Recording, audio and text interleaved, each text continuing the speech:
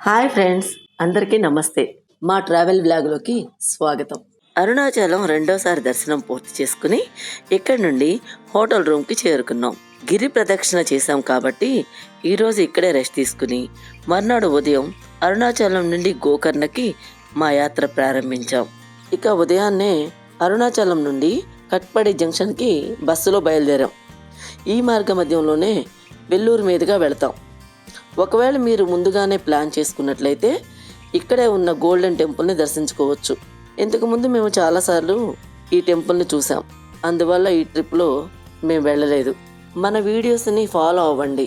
Next time ఈ temple గురించి video చేసి మన ఛానల్లో అప్లోడ్ చేస్తాను. ఇప్పటి వరకు మన ఛానల్ని సబ్స్క్రైబ్ చేయని వాళ్ళు ఇప్పుడు సబ్స్క్రైబ్ చేసి బెల్ ఐకాన్ని ప్రెస్ చేయండి.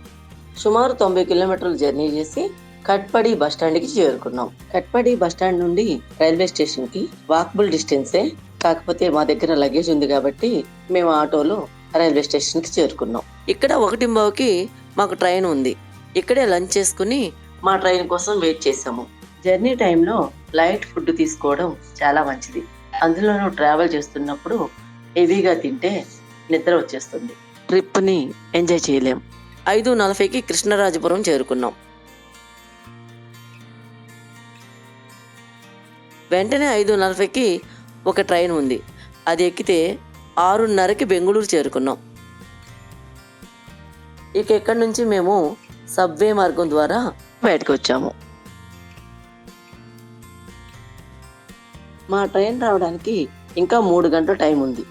ఆ టైంని వృధా చేయకుండా ఏ ప్లేసులు కవర్ చేయొచ్చో ప్లాన్ చేసుకున్నాం. ఆ దగ్గరలో ఉన్న Vidhan Soudha, reserve bank, museum ఇవన్నీ చూసుకుని డిన్నర్ చేసి 8:45కి రైల్వే స్టేషన్కి తిరిగి వచ్చాం. ఇక్కడ స్టేషన్లో చాలా అద్భుతంగా కర్ణాటకకి చెందిన ప్రముఖ పుణ్యక్షేత్రాలు మరియు పాపులర్ టూరిస్ట్ ప్లేస్లని శిలారూపాలుగా చెక్కిపెట్టారు. ఇది ట్రావెలర్స్కి అట్రాక్షన్ కలిగిస్తుంది. 9 గంటలకు ట్రైన్ ఎక్కి నెక్స్ట్ డే మార్నింగ్ 7 గంటలకి హూబ్లీ చేరుకున్నాం. ఆ దగ్గరలోనే హోటల్ తీసుకుని ఫ్రెష్ అయ్యి 8:30కి హూబ్లీ నుండి డైరెక్ట్గా గోకర్ణకి బస్సు ఉంది. ఆ బస్సు ఎక్కి మధ్యాహ్నం 12:30కి గోకర్ణ చేరుకున్నాం.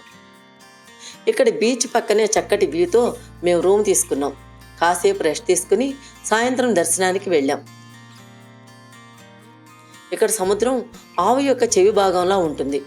గో అంటే ఆవు, కర్ణ అంటే చెవి, అందువల్లే ఈ ప్రాంతానికి గోకర్ణ అని పేరు వచ్చింది. ఇక పురాణాల ప్రకారం ఆలయ చరిత్ర ఏంటి అంటే, రావణాసురుడు తల్లి సముద్రపు ఒడ్డున కూర్చుని ఇసుకతో శివలింగ ప్రతిమను చేసి పూజిస్తూ ఉంటుంది. అలా రోజు పూజించి వెళ్ళి మరలా ఉదయాన్నే తిరిగి వచ్చి చూసేపాటికి సముద్రపు అలల తాకిడికి ఆమె పూజించిన శివలింగం సముద్రంలో కలిసిపోయేది.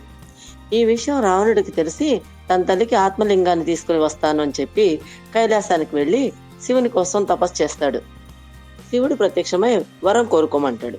అదే సమయంలో పార్వతీదేవిని చూసిన రావణుడికి ఆమెను తన భార్యగా చేసుకోవాలన్న కోరిక కలుగుతుంది. వచ్చిన పని మర్చిపోయి వెంటనే పార్వతీదేవిని తనకి ఇవ్వమని అడుగుతాడు. అయితే ఆ బోళా శంకరుడు రావణుడి కోరికను నిరాకరించలేదు. కానీ దేవతలు ఇది అశుభంగా మారుతుందని భయపడ్డారు. నారదుడు విష్ణుని ఆశ్రయించి జరిగిన విషయం చెప్తాడు. విష్ణుమూర్తి తన మాయతో ఓ భూత స్త్రీని పార్వతిలా మారు రూపంలో మార్చి రావణుడి ముందుంచాడు. మాయలో పడిపోయిన రావణుడు ఆమెను నిజమైన పార్వతిగా భావించి తన భార్యగా చేసుకుని లంకకు తీసుకువెళ్తాడు.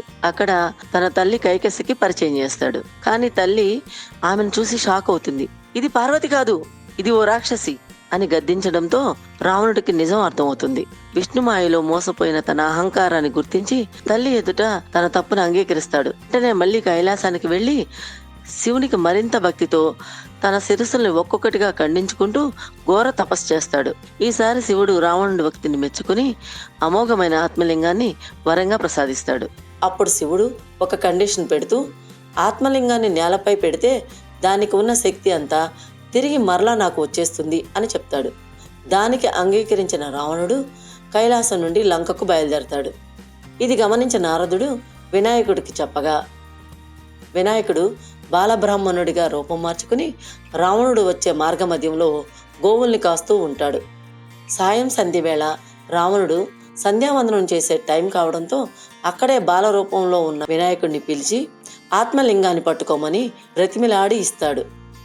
అప్పుడు ఆ బాలుడు, నేను 3 సార్లు పిలుస్తాను, నీవు రాకపోతే నేను నేల మీద పెట్టేస్తానని చెప్తాడు. సరే అని చెప్పి రావణుడు సంధ్యావందనానికి వెళ్తాడు.